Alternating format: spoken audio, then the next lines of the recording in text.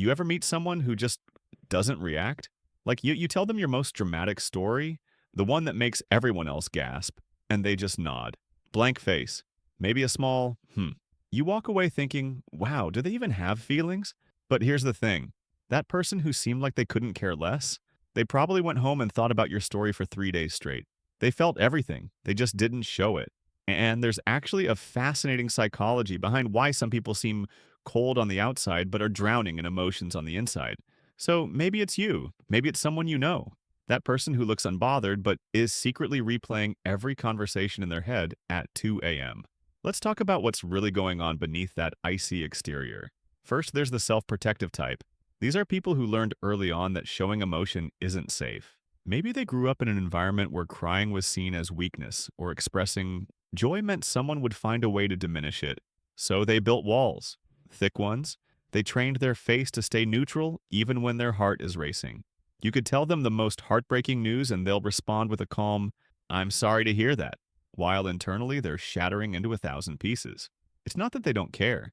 It's that caring out loud has always come with consequences. So they feel everything privately, in the safety of solitude, where no one can use their emotions against them. They've mastered the art of the poker face, not because they're cold, but because vulnerability once cost them too much. Then there's the overwhelmed processor. These people feel so intensely that if they let even a crack of emotion show, the entire dam might break. Imagine feeling everything at maximum volume, all the time. Every sad song hits like a freight train. Every conflict feels like the end of the world. Every kind gesture brings them to the edge of tears. So, what do? They shut down the external display, they go quiet, they seem detached. But inside, it's a hurricane. They're not showing emotion because they're afraid if they start, they won't be able to stop. You might see them sitting silently during an emotional movie while everyone else is crying and you think they're heartless.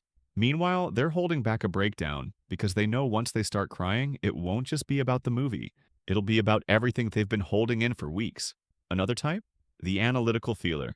These are the people who experience deep emotions but immediately route them through their logic centers. Something happens that would make most people react emotionally, and they analyze it, they intellectualize it. They turn their feelings into thoughts because thoughts feel safer, more controllable. You tell them you're going through something difficult, and instead of hugging you or tearing up, they start problem solving.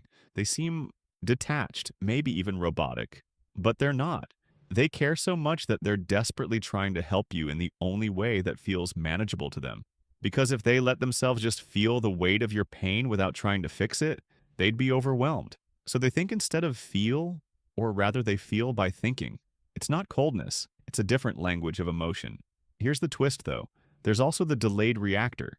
These people don't seem to feel things in the moment because they genuinely don't process emotions in real time. Something significant happens.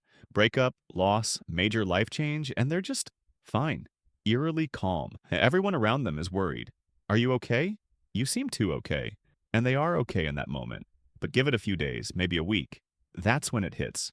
That's when they're lying in bed at 3 a.m., suddenly drowning in all the feelings they didn't have access to when the thing actually happened. Their emotional response is on a delay, like their nervous system needs time to catch up to reality. They're not cold. They're just processing on a different timeline. And when those feelings finally arrive, they arrive with compound interest. And then there's the selectively vulnerable type. These people aren't cold with everyone, just with most people. They've learned to reserve their emotional displays for a very small circle, maybe one or two people they deeply trust. To the rest of the world, they're a fortress. Professional, composed, unshakable, but with their chosen few, they fall apart. They laugh until they cry. They share their deepest fears. They're completely different people.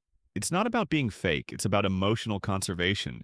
They only have so much energy for vulnerability, and they've decided to spend it where it matters most.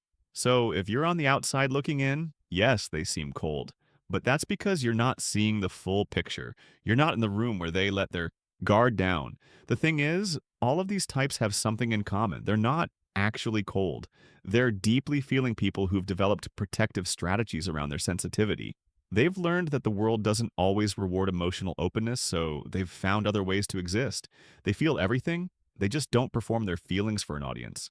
And honestly, that doesn't make them broken. It makes them adaptive. It makes them human. So if you recognize yourself in any of this, you're not alone. If you know someone like this, maybe now you understand them a little better. That quiet person who never seems affected, they're probably feeling more than you realize. They're just doing it quietly, and that's okay. Which type resonates with you, or maybe you've met someone who fits these descriptions? Either way, there's more happening beneath the surface than most people realize.